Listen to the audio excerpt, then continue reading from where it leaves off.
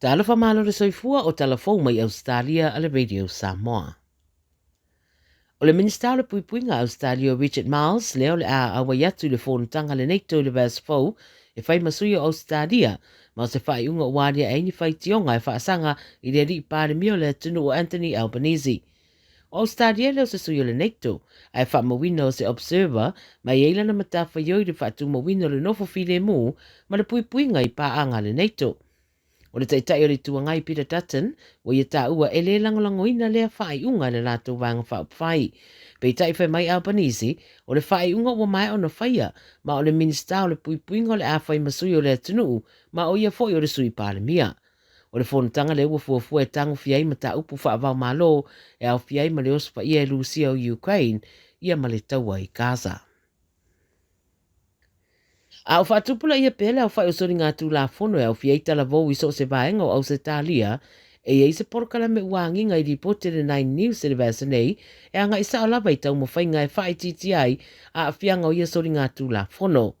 O le porkala me se fulu vai aso le Gold Coast whai ngoina Everything Suave, po o le I Suave e pe ono whaapupu uai, e anga isa o lava i le tau fio tala vou mai sori ngā tū la whono au le i o atu ini whaasalanga. E ui sila leo ni whaasalanga te tele mo le ausuru tū la whono peitai, ko le porkalamere nei e whao ngāle alofa ma le tau singa le nei, e toi whaasao sao ai ala o le talavou. O le na amataina le porkalamere Joseph Tepuni Fromont, sa ia tau tino o ia fo ia le leilo na talavou, ma sa a fia fo i le tele le maulu i tau, pe o na iei talavou nei o na aso. Na ia tā ua, si dia mare lua sa lau tōru suruono tala vau ua o ngā i eile porkalame, ina ua toi maua ngā luenga e whai ngā luenga ai, ma toi wha mautūre soifua mai ai a inga.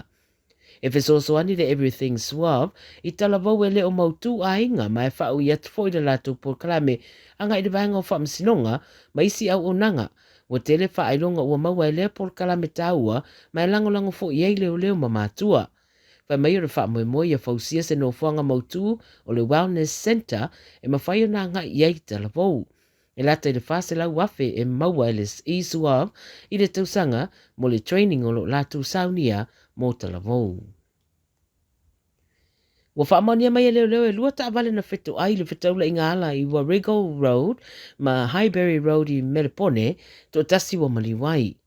Pai maile 9 News o le abta avale le isi ta avale leo wa maliu, a lo ta ua le ripote o le isi ta avale, pita ua ina o se ta avale na ngao ia. O le whamatalanga leo e whapea e iei ali ina tāma mo e se mai mai ta avale lea, ina ua tupu le whaalawelawe, a e pu e leo na o te neti ta i se furu rima tausanga e to o lua, ma o lo le whanama i le wa inga leo. Tanu mai ana polo o sa idia pea leo le awali i ana soso la ese, ma ua tāno sanga mo se sosoane le tunu upe a si la fia i la tauia. Po le te o le fitu le fiafi na tupo i le whaalawelawe. O loo whaia pēr nei sa i ringa leo i se tamaitite se fururua tausanga wa lipu tiesta ospa ia se kolokotaila i le Northern Territory. Whai maile ripoti le tamaia le APC o le whaitua Palumba pe ama le tolu sa lau 1 kilomita mai le tu i saute o Darwin lea lipu tia mai ei lea whaalawelawe. Wa whailua leo po le afo le lima le afiafi na mawana iri po te o tamaititi o tau sa iria na muri wa ia o ta ele Mango Creek i le lava whai tū. Mai o mai de teminei o wha wau pia sa ilinga a o masalonga ia e pei o na ta ua e ono o sofa ia. Ia ona o whai tū ia e masani o na ta tele ai foi i eitu ai ngā mea ola. Tala mulimuli, e whaisi tele o awhianga o timunga mamawhai le asaranafi le Northern Beaches i Sini, le tā ua na lolo vai ai nisi vaenga. Whai mai lipoti na to ulu la au mapa au isi la au lungo ta vale, o le ala tele ma lipoti e fo i le timu aisa. Whamtananga me le SES, e sidia ma le whase fulu wala au mo se fisosoani, na wha o atu iaila lato o unanga me le asaranafi, a me se lava i le Northern Beaches, ma le Lower Hunter. Pa mawina fo le poloka o nisi o wala i le tu i matu Avalon, ma sa a fia i fo i feo inga, mai me le pone i le so o li putia le malose le malulu, pa mawina i le pito o stadia talu mai sa fulu tasi tau sanga talu wai. O le isi vaenga o pito malulu i le so o Tasmania, a o isi pito nu e pe o Horsham, Bendigo ma Ballarat, o fa mawina le o atu i le -1 degrees, le malose le malulu waiai mo le so.